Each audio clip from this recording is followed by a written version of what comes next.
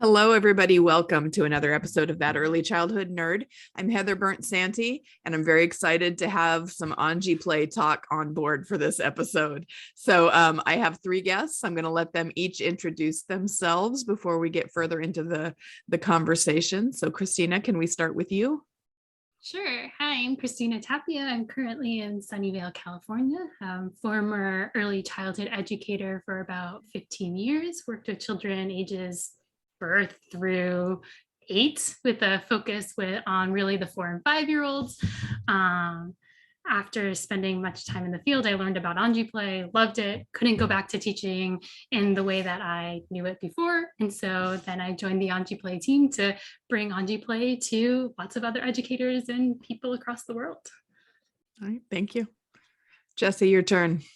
Thanks so much, Heather. And thanks for having us back again. It's really exciting to be able to share this next little bit of time. That door is always open. Well, thank you. Yeah. And we have a lot to say about everything we hear on your program. And there's so much incredible stuff. The professional love episode, evidence-based. We could fill the show with our thoughts about just those your responses. I know we're gonna jump into Anji Play because that's why we're here. Jesse Coffino. I live in Northern California. I'm the proud father of a 7-year-old and a 1 2/3-year-old. I guess that's the way to say it, however many months he is. For the last 7.5 years, I've been working really closely with Miss Cheng Shui-Chin, who is the founder of the Anji Play approach in Anji County, China. And that has allowed me to work with incredible people like Krystina and Emma, who you're going to meet in a minute, and to meet people like you, Heather, professionals like you, and just share this work of creating loving, safe environments for children where their play takes the lead and they have adults that are responding to their needs and just listening and creating that space. So yeah, it's been a huge privilege and opportunity and just so much fun. Yeah, it sounds fun. Definitely. Yeah, we get to have these conversations, which makes it even better. Yeah. Okay. And then we have Emma. Hi, yeah, I'm Emma Pickering. I'm based in Budapest, and I'm the lead early years teacher at the British International School here. And I've been working with Jesse and Krystina for 4 to 5 years now. I'm starting to lose track of time. I first went out to Anji in 2016. And spent some time just observing in the kindergartens, and then returned again with Krystina the following year to participate in the full study tour. And similar to Krystina, there's just no going back. Once you've been there and once you've kind of immersed yourself in seeing what the teachers do there's kind of no going back. There's only going forward. So I've spent the last few years talking deeply with Krystina and Jesse and really looking at how we can implement the approach within our setting in Budapest.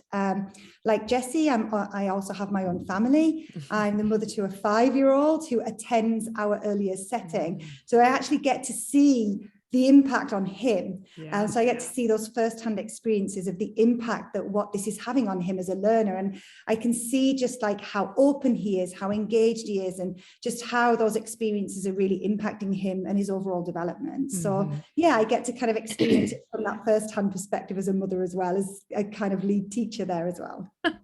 That's great. My kids are always with me at the program that I worked when they were young. And sometimes that's really great. And sometimes it's not so great. So I'm sort of glad those days are over.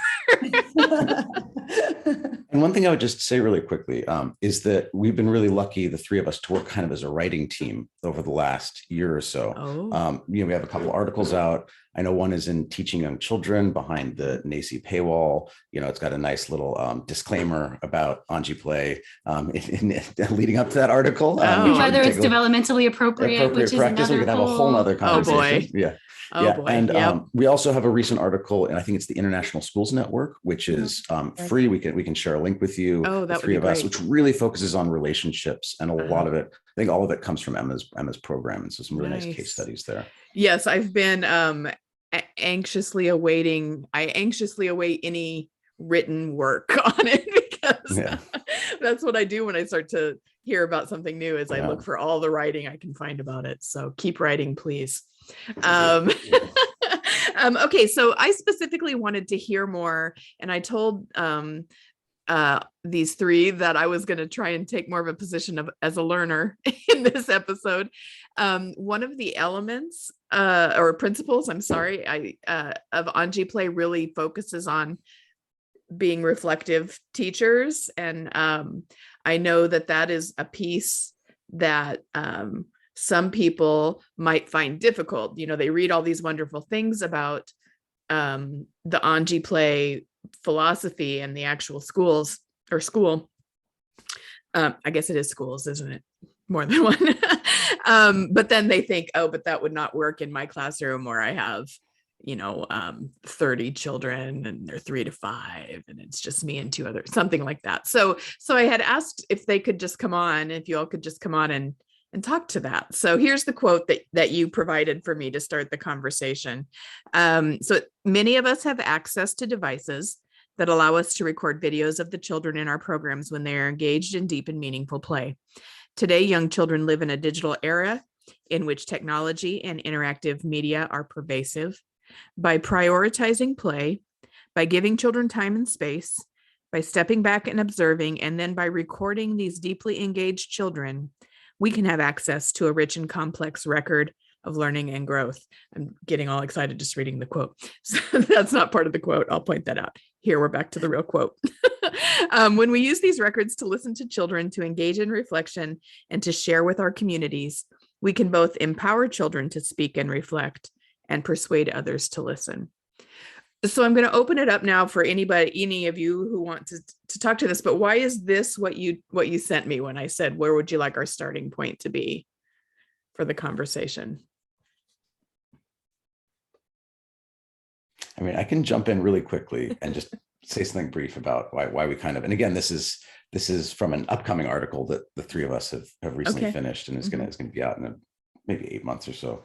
I think we often encounter these ideas of documentation, of tracking children's learning, of this deep concern about how, as adults, as educators, we are, there's a number of phrases, how we scaffold, how we support, how we're creating curriculum. And those are big questions. And I think people often look at Anji and they say, okay, here's play, and there's all this other stuff going on. How do we make that possible in our setting? What can we take from Anji and learn from Anji? Mm-hmm. And I think that the reason we brought this quote in is because we're going back to a basic practice of being present and of making a record of the play that's going on. But all of that comes from having spaces where play is the priority, where deep, engaged play, where children are taking the lead, where their intention is taking the lead, in safe, loving environments with relationships of trust and care and responsiveness, where a child's basic need to lead their own play is prioritized. Mm-hmm. So any conversation about anything else that happens in practice has to begin with a foundation of play. And then once you have that foundation of play, when we start talking about practices, we're even hesitant to use the word documentation because it has so many meanings to so many people. Mm-hmm. That word documentation does so much work, so much heavy lifting in early educational discourse that we really talk about, okay, we're going to record play. You got these cameras, you got these phones, they're there. If we are curious, if we're deeply curious about the discoveries that children are making, then that device can be an extension of our curiosity. It can be the basis for us to learn more, to understand more, to be more responsive, to listen better. When I'm using a camera, I'm not talking usually, I'm listening. And when I go back to that video, I'm watching children and not myself. Mm-hmm. And I think oftentimes in the way we respond to children, it's about where we are and what we're doing. And, this is just a different orientation, a different practice. And this quote, I think, kind of sums up that. And I'll stop there. And Krystina, I know you have a lot to add.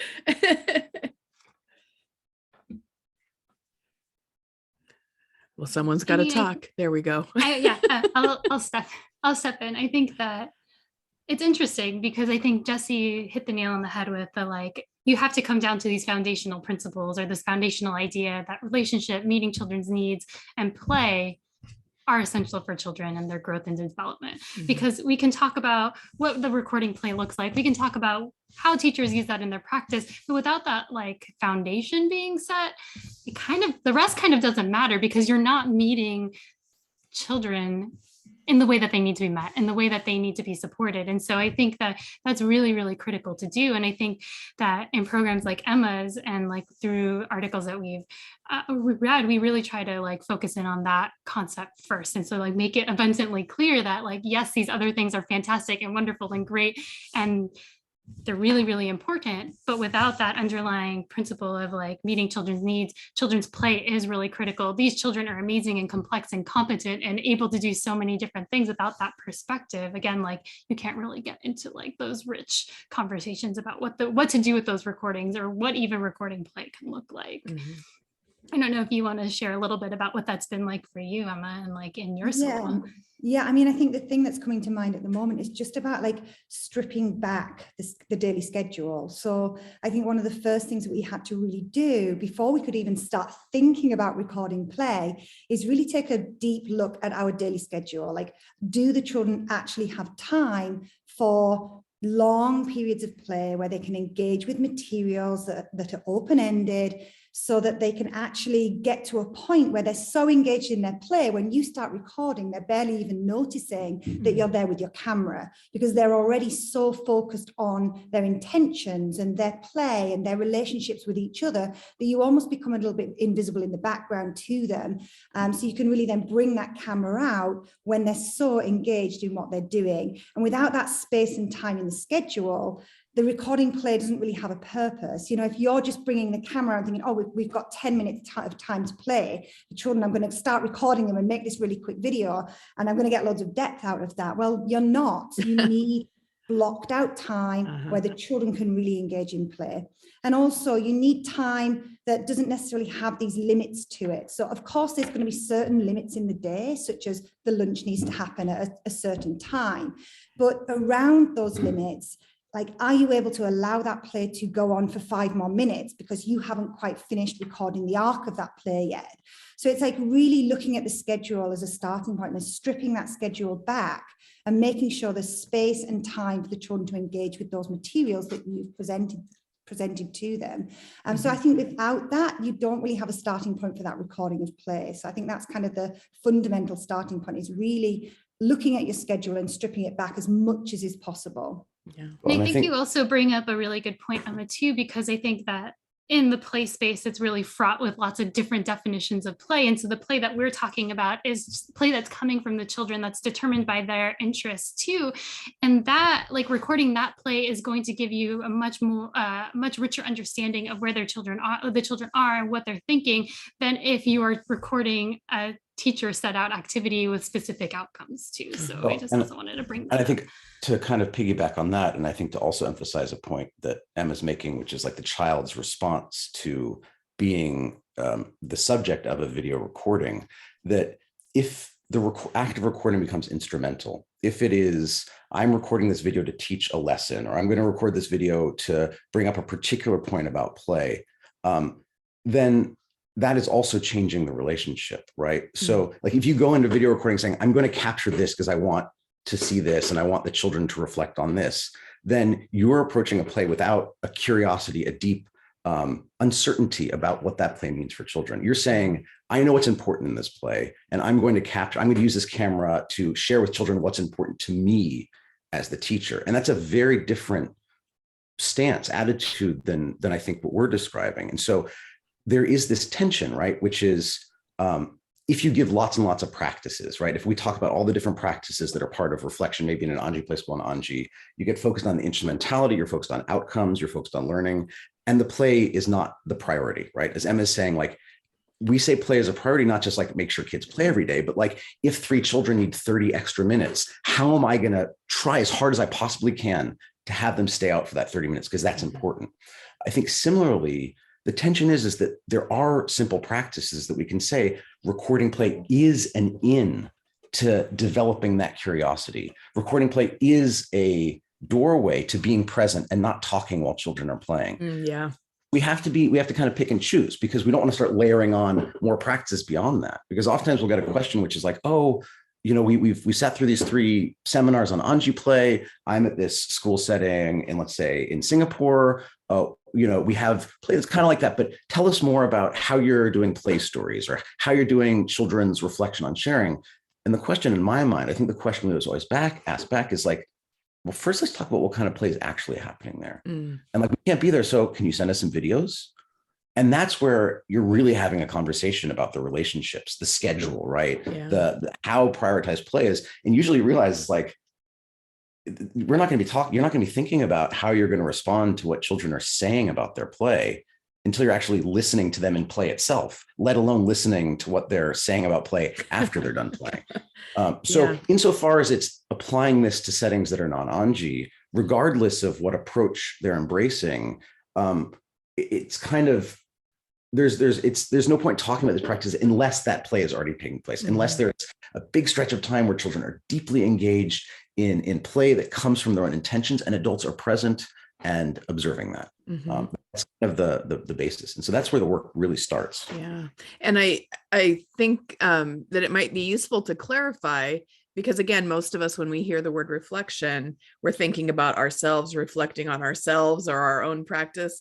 But this is children coming together to reflect on the video of how they were playing, or right? Yes, so okay. So talk about that a little bit. Yeah. Okay. Krystina, Emma has a lot of recent experience. There's kind of like multiple layers to that reflection. And I think, yes, there is that layer of reflection where children are coming together at some point in the day to talk about their play through these videos that we've been recording. And throughout that play period, you would be recording quite in-depth videos, quite long videos, and then you would kind of share these back with the children. So that's kind of one layer of it. And I think that one of the things that layer has done for certainly my team of educators, it's really empowered them to be able to step back. So going back to that piece of stepping back that Jessie was just talking about, by recording the children's play and reflecting with the children about their play using these videos, teachers really feel like they can step back because they've been able to see the depth that children's play can go into.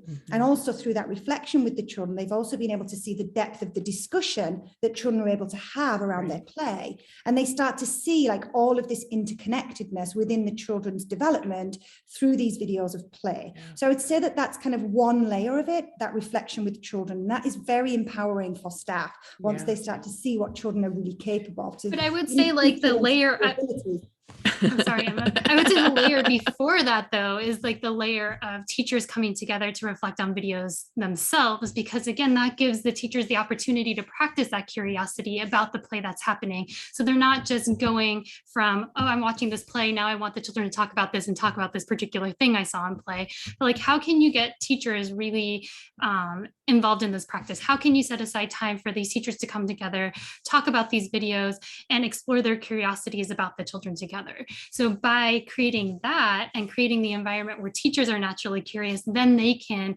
bring that curiosity to the discussions that they have with children. But again, like without that play, without teachers being deeply curious and having time to reflect, then that the child reflection piece, it kind of doesn't make any sense because you're kind of skipping too far along without really embracing the process yourself. Yeah, and I think even with that adult reflection, I think there is that kind of coming together of adults, where adults come together in groups and they reflect on children's play through the videos that they've recorded. But I think on top of that, my team of teachers, and I know this happens in Anji as well, that teachers are reflecting individually on those videos as well. So often you're playing those videos back to yourself and watching them like multiple times. Often before you even bring those videos to your team, you've watched them multiple times yourself. And you start to see things within the videos that you maybe didn't see the first time. And you start to really build up a picture of those children and their development. And I think by watching those videos back multiple times, you learn so much about those children. And I think that also really empowers you in those conversations that you have with parents. So those, and sharing those videos back with parents as well. So I think there's all of these different layers to why we're recording videos. There isn't one specific purpose. There's these different layers and different purposes to why we record videos, and how that helps to just build a clearer picture of each individual child and how they interact within a group. And I think that it's also empowering, I mean, for all those reasons in a professional sense. And, you know, I love reading and I have nothing against theory, you know, to a certain extent, you know, we don't talk about Bruno Bettelheim, you know, in our conversations. But what I would say is that in the act of recording, you know, as an extension of curiosity, of discovery, without an agenda to teach a lesson or prove a certain point, right? I think similarly, when we revisit video, either individually, you know, as a group of educators, with children, with parents, whatever, we are generally trying to not apply any particular pre-existing theoretical frame to what's taking place. I mean, that can be an exercise, but a lot of it is about this incredible experience of, okay, we saw the play in the moment, maybe we were really engaged in something, and then now we have a chance to like pull out a little bit, like step back even from that moment when we're watching it again. And what I find, which is amazing, is that we'll be involved in reflection, and I'll see something like, oh, this child was grabbing that from that child, and then he pushed her back, and then they played together. And I say that to a group of people, and then we watch it again, and I'm completely proven wrong. I watch it again. And so that constant challenging of assumptions, that constant embrace of the fact that we don't know what this means for children. We don't know what's going on for children in that play. We don't know what it means to that other child over there. And every step of the day, outside of like, relationship building and independence around, daily routines, or, other things that are just part of a child's day at school and a teacher's and educator's day at school, it's always about listening and finding out more and more about that play. And what that play means shifts even for the children involved. Yeah. It gains more detail. We gain more insight. As we watch those videos every day, we see more and more about a child's trajectory, about a group of children's trajectory with materials. And so then as we try to challenge those assumptions, as we're questioning some of maybe those subconscious theoretical frames we're putting on there, we develop our own story of who children are, who that child is, that is deeply informed by that child's own story and the other children's story, and is informed by a really scientific process of constantly questioning our assumptions and like testing our hypotheses. And a lot of approaches to early education, there isn't that embrace of uncertainty. It's like, oh, well, when I'm good enough, I'll know exactly what's happening developmentally for this child. This is what they're doing here. This is what they're doing here. And so I can produce a nice little emergent curriculum package for the next month around, slugs and sticks and, an inclined plane, right? Yeah. Which, it's not bad. It's Those not a are fun criticism. things. Yeah. Yeah. But it's just a very different orientation. Yeah. I was good. Go ahead, Heather. What that is all reminding me of actually is right before we were recording, I was reading a book about theory and something, there was just a statement that said your brain becomes what it does most often, or something along those lines. And as I was listening to you, Jesse, I was like, that's exactly what's happening is you're engaging in this curiosity. You're challenging assumptions repeatedly in a way that's going to sort of train your brain to think that way more comfortably, more deeply, to make that your go-to instead of maybe stepping in and being a teacher, being your go-to. So there's a lot to think about in just that little bit there. And I want to say just one brief thing, which is it's a joy and you guys can jump in and tell me if I'm wrong, but that reflection is often a very joyful experience. Yeah. It takes a risk of like setting aside those assumptions, and it takes a really safe environment, like an environment of love where you're supported in doing that work. Whereas an educator, you're told it's important for you to question your assumptions. It's important for you to not know, but it's important for you to go and seek answers or seek more questions. That is your core work. And so Anji play in a lot of ways, or true play in a lot of ways, is actually quite simple, but it's really pedagogically intense. It's like, it's a deep commitment to doing something that is not lots and lots of moving pieces, but has these profound kind of ripples as that reflection is, engaged in. Yeah. So I want to get back to Krystina because she's tried to jump in a couple times here. I was just going to add, I think you touched on this, Jesse, though, I think in a lot of different early childhood philosophies or just, practices, teachers are trying to get to the expert level, right? I want to be able to know everything about this. I want to be able to be the expert and be able to talk to other people, talk to parents, talk to whoever about this. What I really like about this reflection practice is teachers can really jump in whatever part of their teacher development they're at. So the really cool thing about this is I, with my experience, bring all my experiences with me to these video reflections. So I might notice or be tuned into particular things. New teachers are probably tuned into very different things. And that creates such fascinating conversations amongst the people that are reflecting together. And so it's a way of teachers that don't have as much experience also jumping into practices that they don't have to have a lot of theoretical background or knowledge to be deeply engaged in. And I think that because of that, they are constantly striving to up their game and their professionalism. How can I take better videos? How can I continue to be reflective this practice, in my practice? How can I expand my curiosity about these children, which naturally makes them better teachers, because they're constantly wanting to get to know the children in front of them better, instead of turning to books and saying, okay, well, if I just know this theory better, then I'll be able to support the children in my class better. Yeah. I would imagine it establishes a stronger feeling of collegiality than we see in a lot of early childhood programs too, if they're always doing this work together. And Emma, you can probably speak to that. You have a lot of experience with that as the leader of the early childhood program at your school. As Jessie was speaking and as you were speaking, Krystina, the thing that was coming to mind for me was just like what Jessie said about this joy. Like, we're every day, like me and my co-teacher Belle, like we're just surprised every day. Like every time we do that reflection piece with the children, we just find out so much more than what you're able to see from just observing them, right? And just videoing them and just reflecting as adults on the video. By actually hearing what they have to say, we learn so much. And like we finish the day with such smiles and just talking about, we then reflect on the conversation that the children had when we reflected with them. So there's just this continual reflection, and just within that continual reflection, it's always about the children. It really just permeates and centers around what the children are doing every day. And I think just the reason that happens is because in those conversations, in those reflective conversations that we have with the children, using those videos, or sometimes it is just still photographs as well. We do often capture some still photographs as well, if there's like specific things that we're like, oh, I'm really curious about why they put that pipe there for that specific purpose. So I'm going to take a photograph of that pipe placed in that specific way. And hopefully the children might want to talk about that pipe, and we might find out what the function of that pipe was. So it is video, and it's also still photographs. But I think the main point I want to raise is just around letting the children lead that conversation, not having like preconceived ideas about where you want the conversation to go, but just having like a really good bank of material from that play, from that day, for them to be able to go deeply into those conversations. And just really, when you are questioning children, I think just not leading them, just being very like open-ended in those questions that you ask the children, and really like allowing children to question each other as well, because they often ask more interesting questions than we do. So do you have examples of the kinds of questions you might use with children when you're watching a video?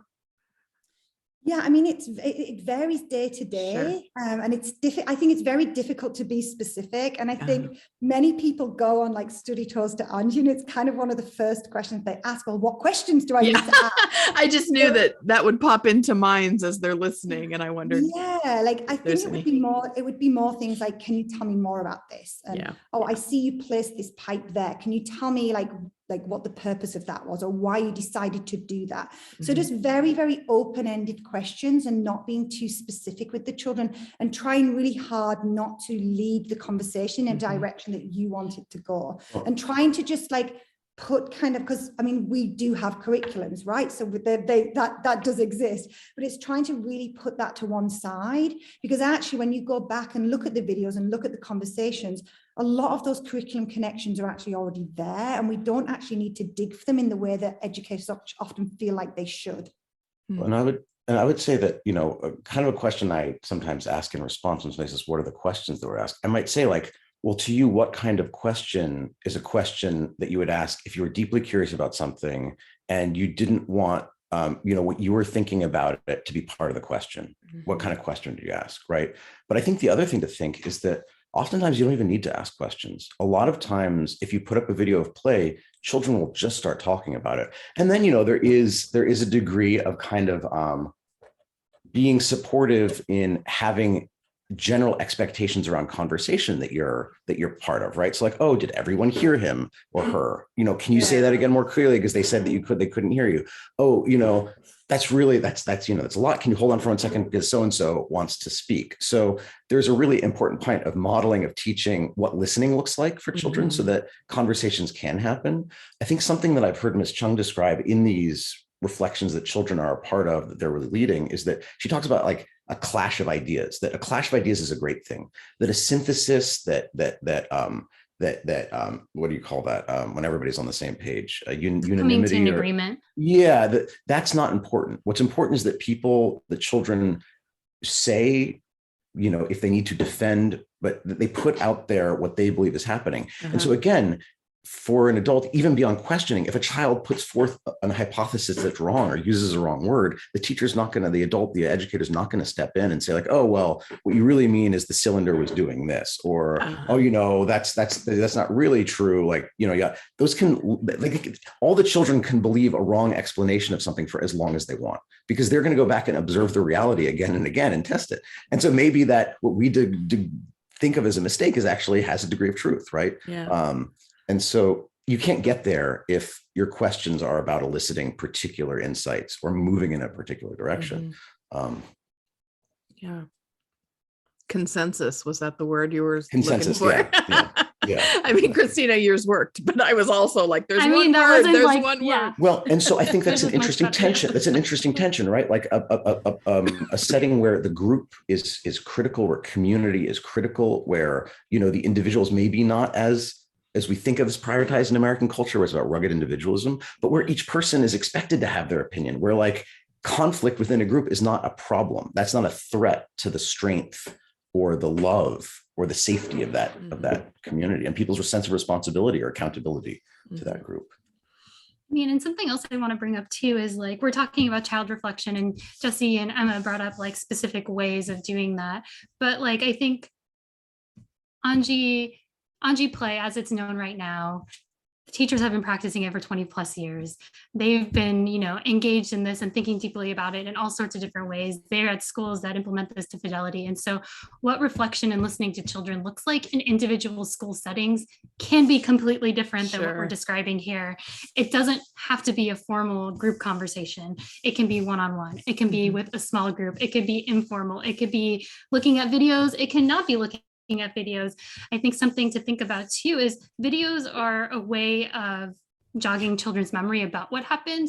So it's not a way of them just describing everything in exact detail. It's a starting off point. So if that video is going to lead to rich conversation, great, use the video.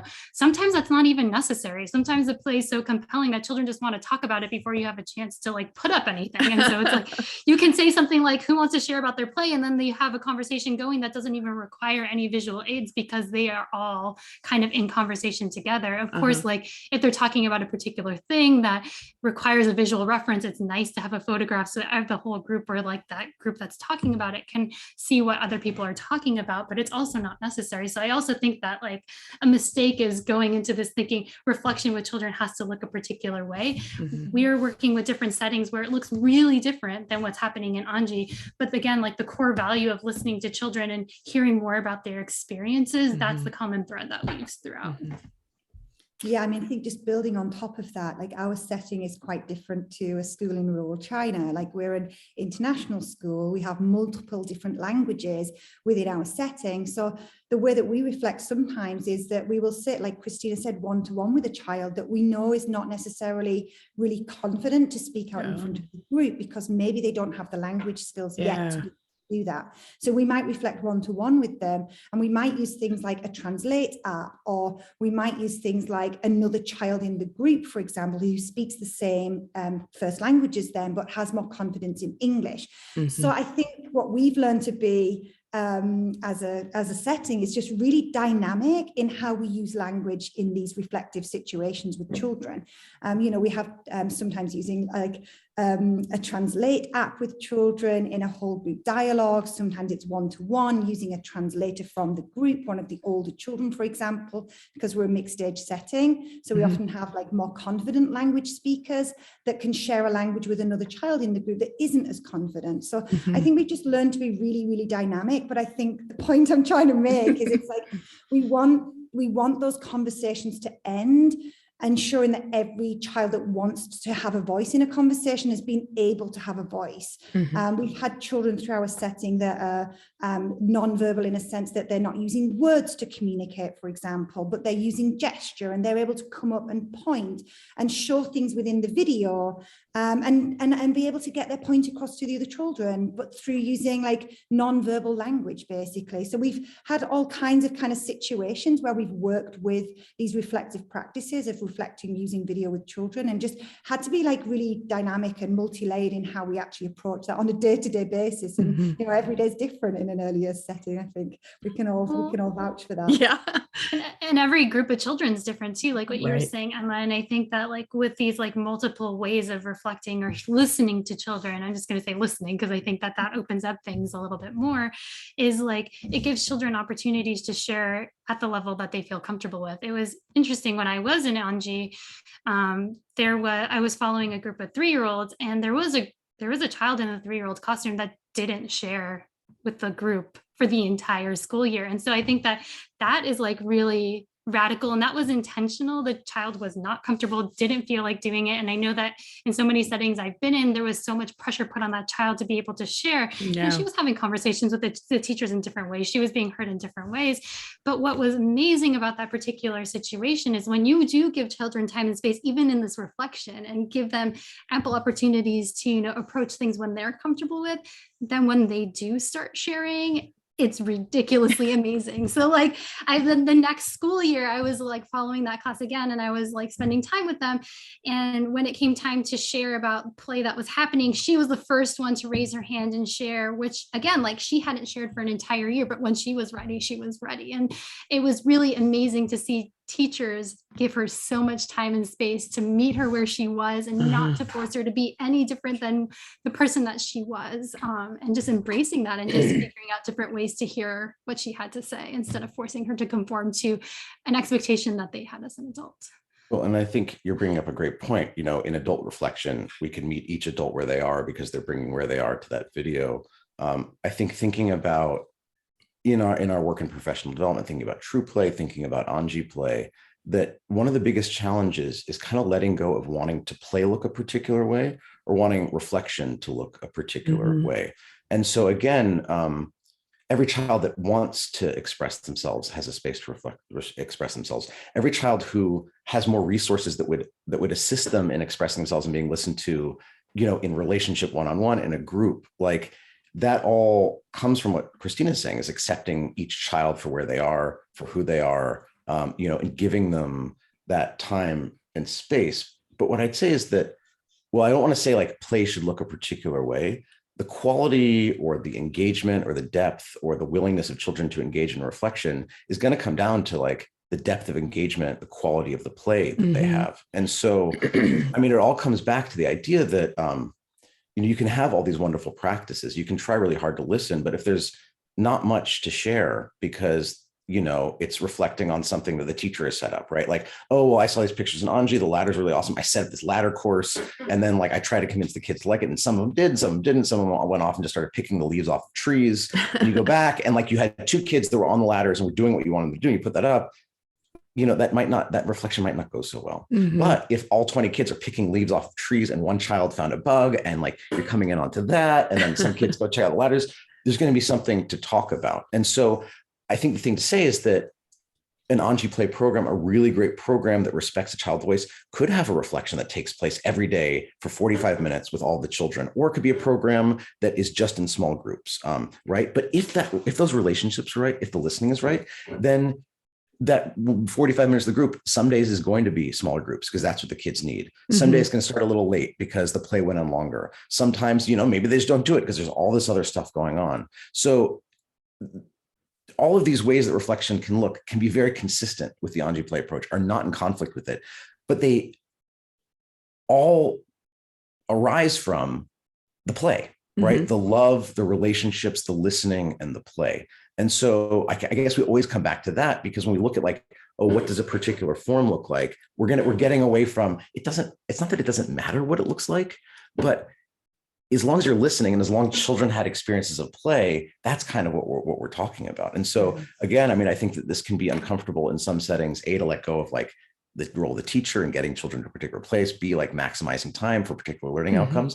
I think one of the big things I see from a lot of American educators is like an idea of fairness. Or opportunity, right? Like, oh, well, if this 3-year-old Krystina is mentioning for 6 months or 8 months didn't talk during group reflection, like, is that unfair to her? Like, should she have more opportunity? And again, if you're in a program where you have really close, loving relationships with each child, that child is not missing out on a safe, loving relationship. They're not missing out on the foundation to speak when they want to speak and when they need to speak, and to have their communication, whatever form it takes, at least have somebody who's striving to understand what that means, right? My commitment is to understand. I want to know what that means. Okay, you don't want to share? I'm not going to push you, right? Because you're communicating to me. Part of your communication is I don't want to speak, and that is a valid form of communication. Yeah, and that has to do with letting go of a lot of the stories that we want children to enact. Well, and there's a deficit model approach in a lot of American programs, and probably others, but I know the ones I've been around, worked in, where it's difficult to embrace any kind of play pedagogy because you can't look at that from well, what are they lacking and what can I do then to get them to the next step on my checklist. I think that would makes it really difficult too. But mostly what is happening for me as I'm listening to you all is it's making me want to go back to working directly with children. And I'm not sure I can do that yet. So you're stirring up my restlessness. Go ahead, Emma. Sorry. Yeah, I think it's really interesting what you've just said about this deficit model. I think my colleague and I were just talking about that today, because she's kind of like in a situation, she's working on a research project, and we had this conversation around like how most research projects end up basing themselves around this idea that there's some kind of deficit. Yeah. And like, I'm going to carry out this piece of research and my research is going to kind of fix this deficit. So we had this big conversation around it, and we've had some student teachers through our setting over the last few years, which Jessie and Krystina know about, and they come in and they have this kind of research model, and every time their research model is around like, what's the problem? Yeah. Like, how do I fix the problem? And how is my research going to show how I fix that problem? So I say to them, as soon as they come through the door, I say to them, I'm like, just put your research to one side, put that down. And I want you to spend a week of your time observing, making videos, going back, watching those videos, listening to the children reflect about their play. And I'm certain at the end of this 5 days, you are going to have a completely different perspective on these children. And you're not going to be able to find deficits. Right. You're going to just find like children that have rich ideas, and children that are deeply engaged, and children that can be articulate and surprise us every single day. And then we're going to have to figure out a new research model for a piece of research. That's amazing.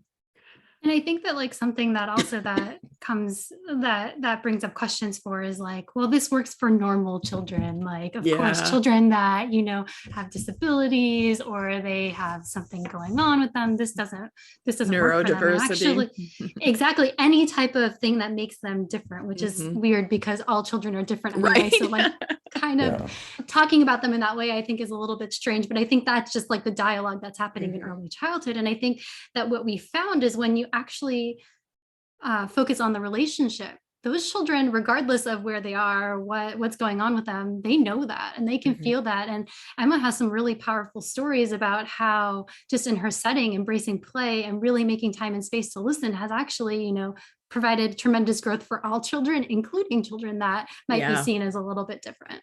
Yeah. I don't know if you had anything you wanted to share or add, Emma. Yeah, sure. I mean, I think one of the things that kind of stands out recently was one of the stories that we shared in the recent article that we wrote for International Schools Network. And this particular child was really kind of struggling to integrate in play.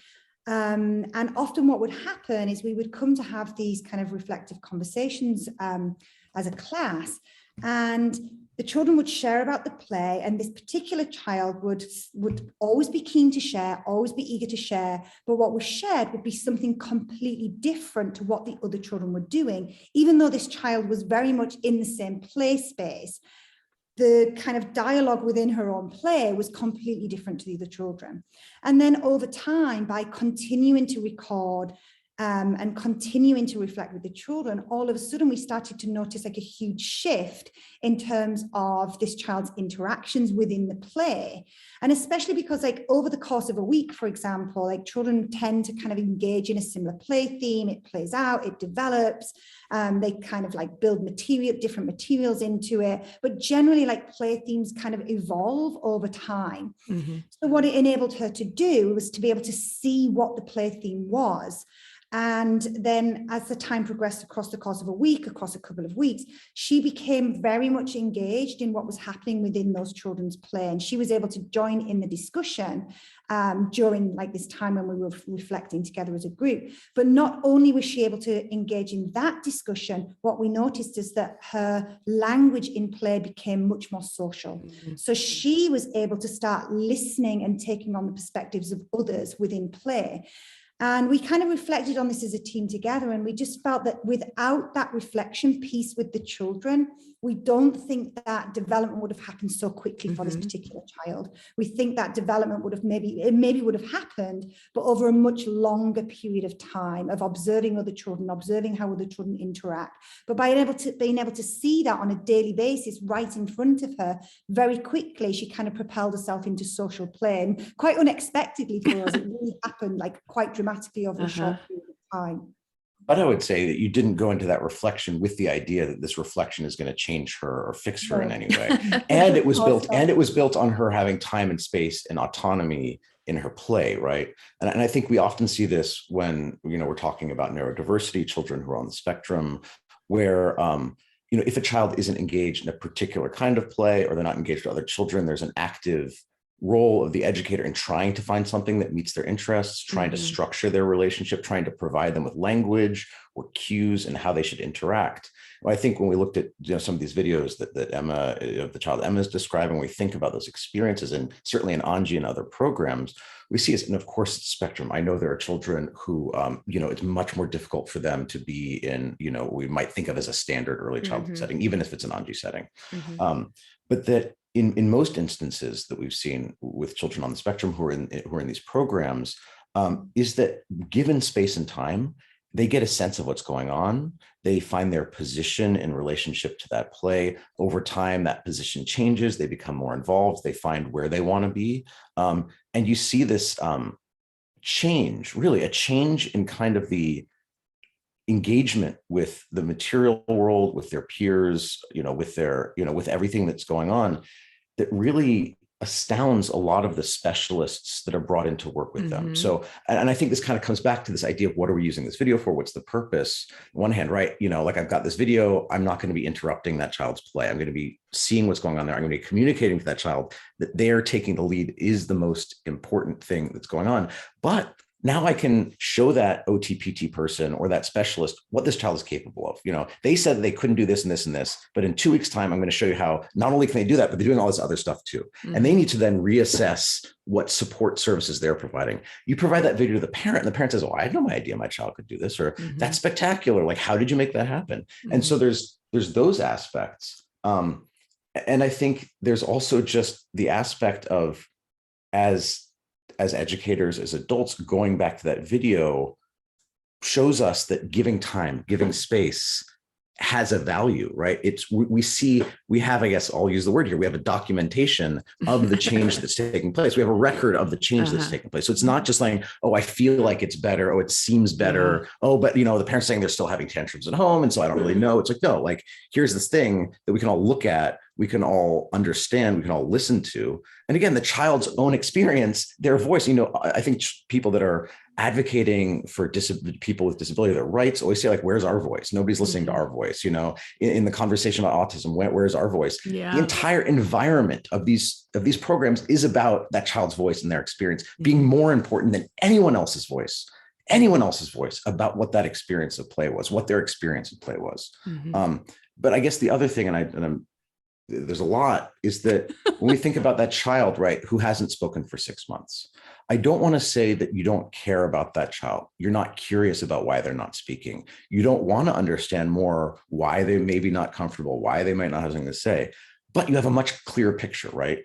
And so if that child just needs more time and they're having a lovely time, they seem pretty happy, then not a big deal. If that child doesn't want to speak and they're going and ripping out the curtains, or they're self-harming, that's a whole nother set of circumstances where you address that. But I think what Krystina has said, and we've seen in a lot of programs, is even children who may come from families that, there's a lot of talk about ACEs, what that means, that come from, that have particular developmental diagnoses where their behavior is challenging beyond what we think of as like, quote unquote, typical toddler behavior or typical 5-year-old boy behavior, where it's really a challenge. That even in those situations, focusing in on a relationship of listening, of being present, of responding to needs, creates a community where everyone else has that same orientation towards that child. And a child oftentimes who's responding to how they're perceived, the stories that have been told about them, the views that exist about what that child is capable of, who they are, and whether or not they have value. If the adult in that space, if the adult in that space is leading and modeling a relationship of love where they're listening, where children also model that, that gives you the best possible foundation to really address whatever needs are then still unresolved. Like what are those needs for safety that are still unresolved? What are those needs for time and space or movement that are unresolved? What are those needs of rest or of hunger that are unresolved? And you can get down and you can work to resolve those issues, and you can tap the resources at your disposal to have a much more accurate, targeted, support for that child, for their family, and for who they are. I think that's a really profound sort of outcome of a lot of what we see and what we're doing. Yeah, it's very exciting to think about that opportunity that Anji play gives teachers and children then, because of that change in approach and that change in mindset and practice. That was powerful. So we're about at an hour. I could keep the conversation going, but I'm not sure folks are going to listen much longer than an hour. So was there anything else that you want to add in before we close this episode? I think we covered a lot. Yeah, we did. Yeah, it was great. Okay. All right, then. Yeah. Well, all three of you, welcome back anytime you want to come back, because I want to hear all your stories and hear that passion that you each have expressed about the work. Because I like to share the screen with passionate people, I guess. So thank you very much for being on, Krystina and Jesse and Emma. And thank you everybody who was listening. I hope you'll come back again for another episode of That Early Childhood Nerd. Thank you. Thank you so much.